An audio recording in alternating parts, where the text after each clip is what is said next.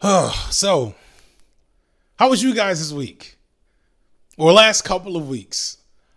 I've had a good last couple of weeks, and you'll never imagine why. So, I'm not gonna rehash the whole thing.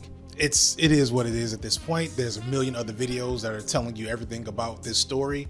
Y'all came to me for my hardcore analysis and unbridled, unfiltered, passionate hate for one particular rapper. And so I'm only going to give you a little bit of that today. I'm working on a long form project around this. Like, I've already written 20,000 words, but that's going to go on the main channel. God willing, it'll be there sometime late June. But here's 2,000 words just off the dome. Not off the dome. I wrote this shit. I had to give this required at least a couple of hours worth of thought. So here we go. So I think it's fair to say this is officially over, right?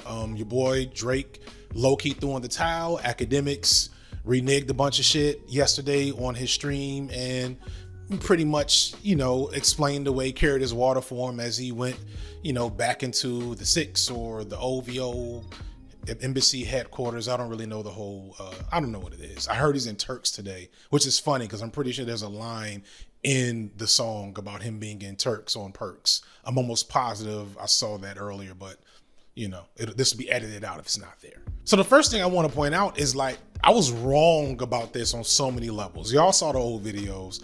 I was initially not that impressed with Like That, and I'm still not overall, but like in the grand scheme of things now, it takes on new meaning. I didn't expect J. Cole to respond, and I didn't expect Drake to respond. I said both of those things initially. I was obviously wrong about both of those, well, kind of with Cole somehow. Anyway, and I may not have said this outright, but I'm sure alluded to the fact that although I was confident that the true winner of this would be Kendrick, I didn't have a lot of faith in like the culture at the moment and just the way things tend to work out with Drake. I just assumed he would find a way to win in the court of public opinion. I assumed that somehow, some way, he would come out of this with a W of some ilk, if not just in the world of popular rap music, attitudes towards these things.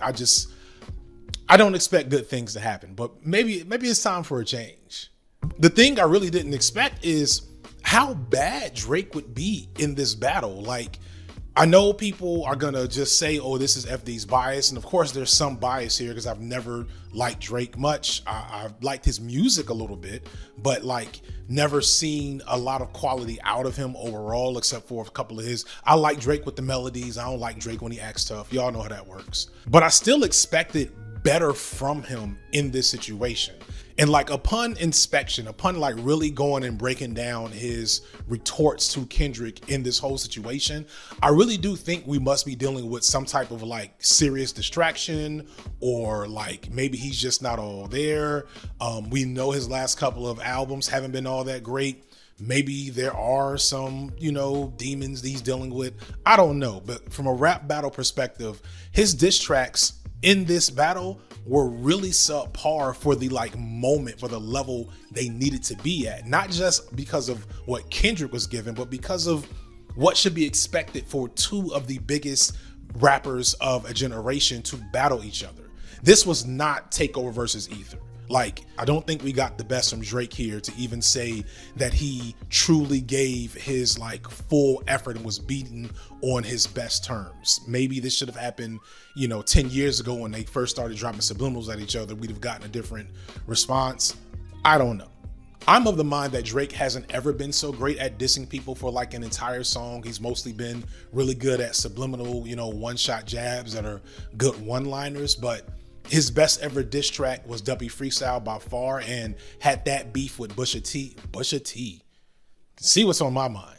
Had that beef with Pusha T not ended up, what does Pusha T even sound like? Had that beef with Pusha T not ended prematurely, we'd probably be looking at Duppy Freestyle with a lot more love. When you go back to Duppy Freestyle, you see the capabilities of Drake when he's actually trying to break someone down. And he really breaks down Push. He gets into his career, his drug dealer, self-aggrandizing fantasies, the difference between where Drake is at and where Pusha is at. It was a very good diss record. Conversely, everyone's favorite diss track by Drake, Back to Back, was a really good song. It was a banger and it was a good moment.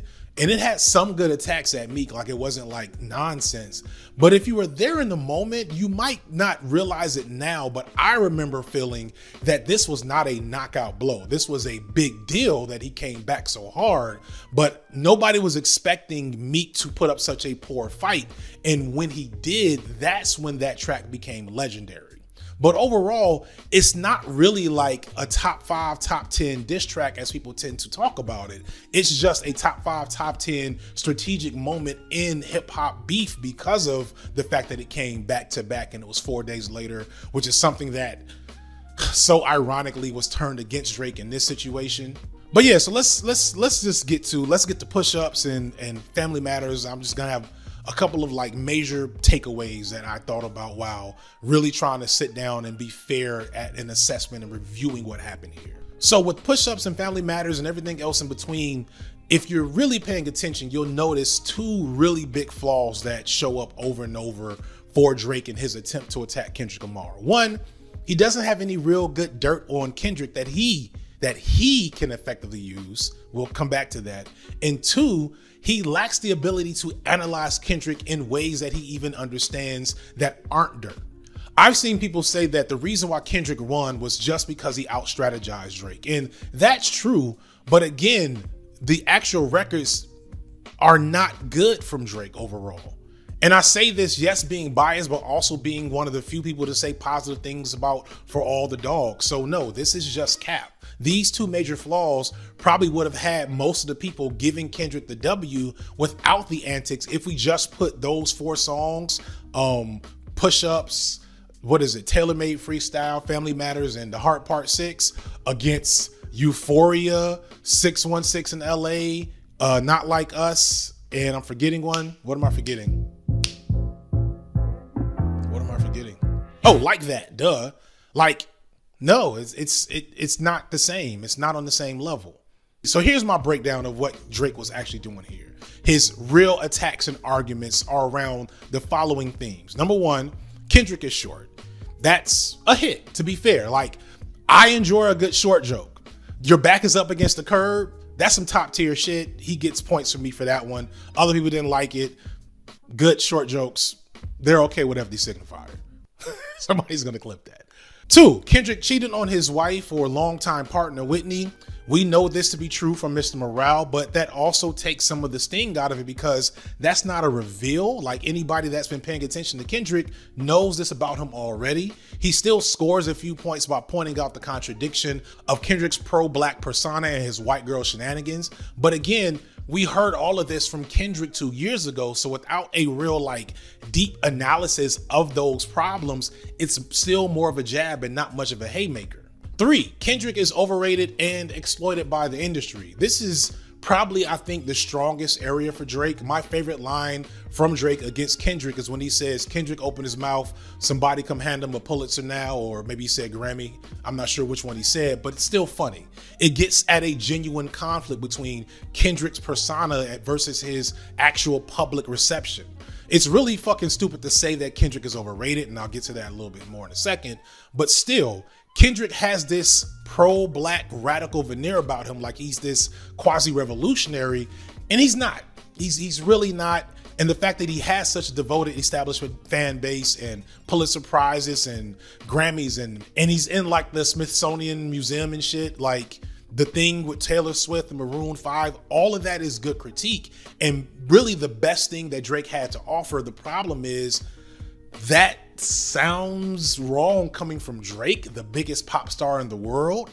And I don't think Drake really has the chops, the real critical and racial analysis to actually break down why that's a problem. And that brings us to rumors and accusations. Kendrick beats his wife, his son ain't his, Kendrick don't smile with his kids.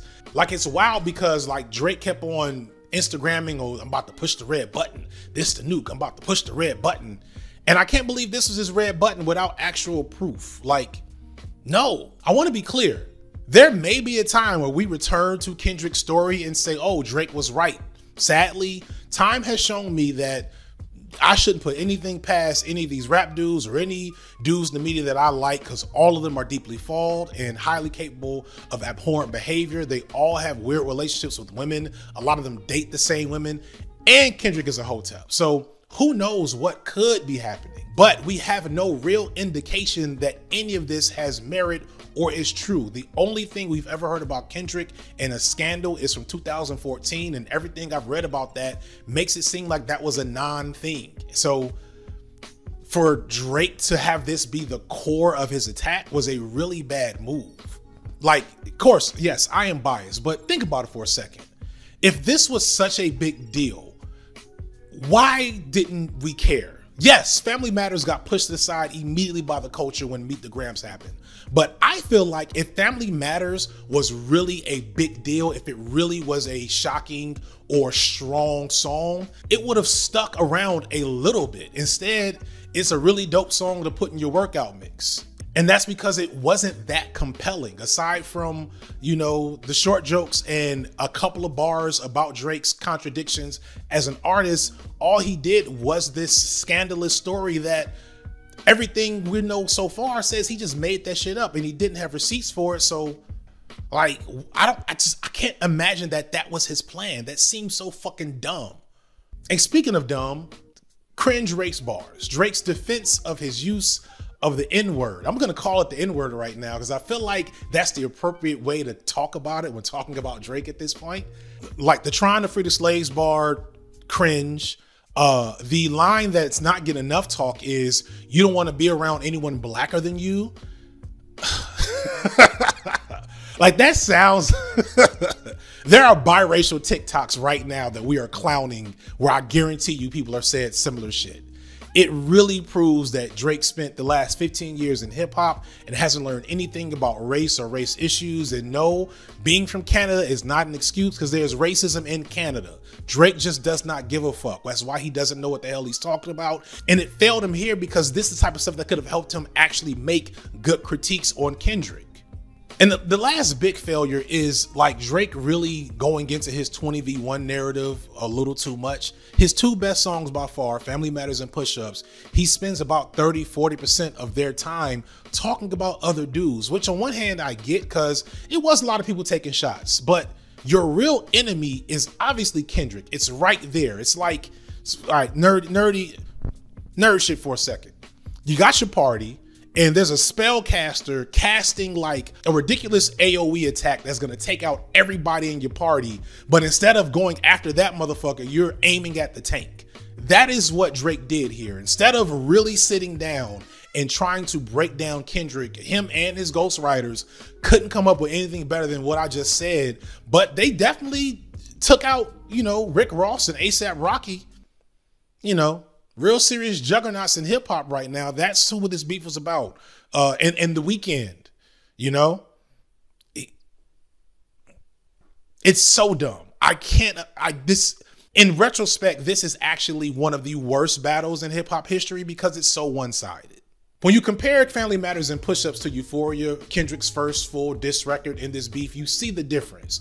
Euphoria makes multiple strong attacks and criticisms against Drake. The culture vulture stuff, the tragic mulatto nonsense, fake accents, weird relationships with women, ghostwriters, all while actually previewing the rest of the battle for us, but we didn't know at the time. I don't think people recognize that Kendrick didn't even go for the jugular in Euphoria with the PDF file stuff. In Euphoria, he doesn't mention any of the, you know, weird cases that he brings up later in the beef. It was above board mostly, and it still landed on so many levels because, and here's a key thing, this is something that so many people were also thinking about Drake, but because of the nature of clout and the way that Drake is really good or has been really good at controlling his narrative, that stuff didn't come up enough. Then when we get to Meet the Grams, Kendrick does go dark, and people take away from Meet the Grams that it's all of these false accusations that Kendrick can't prove. But that's not really accurate. The only thing that we can't prove and have no smoke to the fire about is this alleged secret daughter that Drake has. And let's just say that's completely false, right? It's plausible because we know he's hit a child before, but let's just say that's completely false. Everything else we know from Meet the Grams has smoke to the fire that either Kendrick has given us in what he's shown us in his battle, or that Drake has shown us over time. We know that Drake has a very weird and problematic history with young girls. I didn't know it's that deep. Personally, if you watch my old Drake video, I gave Drake a pass on this shit. I didn't know how deep the shit was. I apologize. We do have proof from this picture and the weird aftermath of him taking Ozempic, which was all but confirmed by DJ Akademiks. We do know he has a real relationship with his own father and that he hid his son and baby mother, and that the last verse where he says, "Why believe you? You never gave us nothing to believe in," is really, really true. So if you subtract the daughter stuff from the song, what doesn't have smoke to the fire? What doesn't have receipts on some level? It's all still an indictment on Drake on multiple levels, aside from being an amazing song. The type of rap song that really only an artist like Kendrick, right now at least, is able to give us, especially within a rap beef. And then after going dark on us, he gives us Not Like Us, which lightens the mood and takes over the streets and beats Drake at his own game. Even for Drake haters like myself, I did not imagine the biggest hit coming out of this beef will belong to Kendrick, or that LeBron James will be singing about how Drake is a pedophile, or that everyone will be singing about how Drake is a pedophile.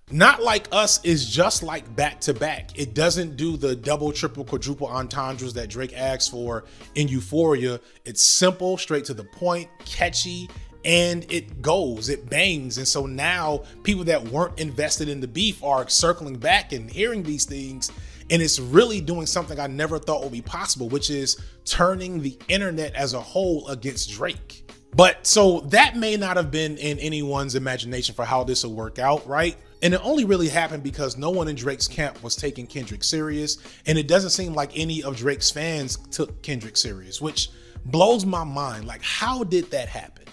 Like I said, I was prepared for Drake to win this, right? That's just, again, how I thought things would work out, just because bad things tend to happen.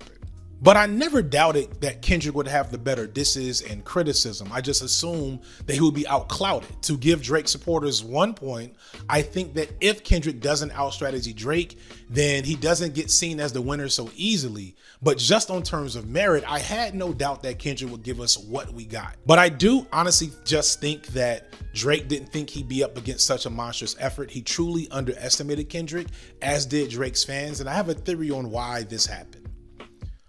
These niggas is dumb. Now, I want to be clear.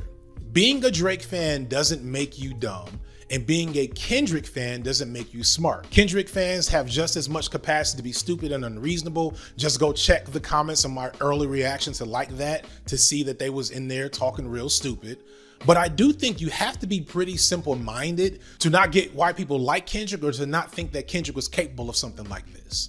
Like, if you think Kendrick is overrated, I get you, right? If you don't find his music interesting, you find it overly self-serious, whatever, I get you. But if you just assume that Kendrick is boring and that people only listen to it because it makes them seem deep or something, you can't even explain why you don't like Kendrick, it's just something other people say, then you're either too stupid to understand music outside of the context of going to the gym or a party, or you haven't actually listened to his music. And either way, that makes you dumb in terms of your participation in this conflict. Drake and his fans must have thought that Kendrick would take a long time to make songs, which I guess he may have had that in his head since Kendrick waits a long time between releases, but that's because he wants to actually make really good music, not just hit records. Need I remind you that Kendrick put out a ton of music between 2012 and 2017, mixtapes, guest appearances, 3 albums, a whole album of throwaways, the Black Panther album, I think. That's not a small amount of content. Drake and his fans must have thought that Kendrick couldn't move people to dance and party, which Backseat Freestyle, King Kuta, Loyalty, Swimming Pools, Don't Kill My Vibe. Like, none of those jump as much as Not Like Us or Like That, I get it, but if you think Kendrick only raps over jazz beats, you aren't listening to him. But the biggest thing, the main takeaway that I really want to drive home here, is that Drake and his fans really overestimated their little internet bubble. This is something I think everyone can learn from, something that I'll continue to talk about in all my content until I feel like it's less of a problem. If you are using the internet, you are in an algorithmic bubble. If you are watching this video right now, you are either within my bubble or being invited to it. And if you come here and you don't exit or keep aware of how this bubble works, you'll get stuck here just as quickly as you'll get stuck anywhere else. These algorithms and social media platforms are all connected. So all of your music likes, what do you listen to, your tastes, what your friends like and listen to, the things you comment on, all those things are telling systems what they need to know about you to get you to participate more in whatever bubble you're connected to.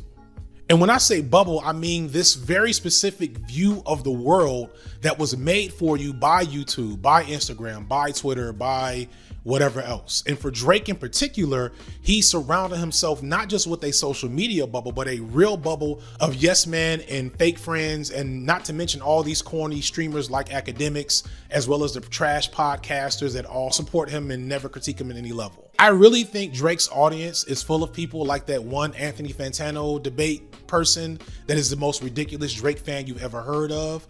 That's the world of Drake. That's the world that Drake has cultivated for himself. And so because they've only been pocketed in that little bubble, they don't realize that so much of hip hop and hip hop culture as a whole likes Drake's good songs, but thinks he's kind of a fucking weirdo. And they don't like what he's represented for hip hop for more than a decade now. And I'm almost scared for these dudes, because if you like go to Drake's Reddit, them dudes are real close to QAnon territory at this point. Like, you see the QAnon type posts going up, people that think that Drake really does have a secret plan to destroy Kendrick Lamar and all this other stuff. Like, they're there already. Somebody, if you have a Drake fan in your life that's spending a little too much time on the internet trying to figure out how Drake can still win this, you might want to check on that person. But yeah, the culture I don't think feels about Drake now how they did once upon a time. We give Drake a lot of grief and credit for finding all these new artists, but finding all these new artists actually robs him of the iconic status he used to have when he would pop up with old artists like a Rick Ross or a Meek Mill, or even with Kendrick once upon a time all those years ago. The most iconic moment he's had in a while was this song with J. Cole that has brought us to this point. So much of what Drake has been doing has been low-key throwaway effort, because when you have fans like Drake has, nobody's going to tell you that what you just did wasn't good, and people are going to buy it and you're going to make your money anyway. So why try harder? Especially if you're clearly an artist that hasn't tried that hard pretty much since you got here with all the ghostwriting and the cosigns and the whatever else. And you see this within the industry, because when you look at who supported Kendrick, or at least, voiced some type of support, not only his whole crew, but people like JPEG Mafia, Denzel Curry tweeted about it, etc. And then you look at who supported Drake openly, Tom McDonald, Uma Thurman. You see how this looks? I get the feeling that Drake really didn't see himself, really was overly arrogant, really wasn't on his best game. And like something like The Heart Part 6 shows that. Like, that might be one of the worst. That might be worse than Meek Mill's diss. I genuinely think that might be the case. Maybe that's bias. Y'all know how I feel about Drake, but I can't get over the fact that his red button was Family Matters, a song that spends 40% of his runtime talking about other dudes and another 30% talking about rumors that he can't prove. It's so dumb. It's so dumb. You can like Family Matters. I still listen to Family Matters a little bit, especially when I'm working out. But if you think that was a good diss, on what merit? And for those of you who are going to argue bias in my comment section, don't just say I'm biased, or feel free to say it. The negative comments pay me, y'all. So just do whatever the fuck you want.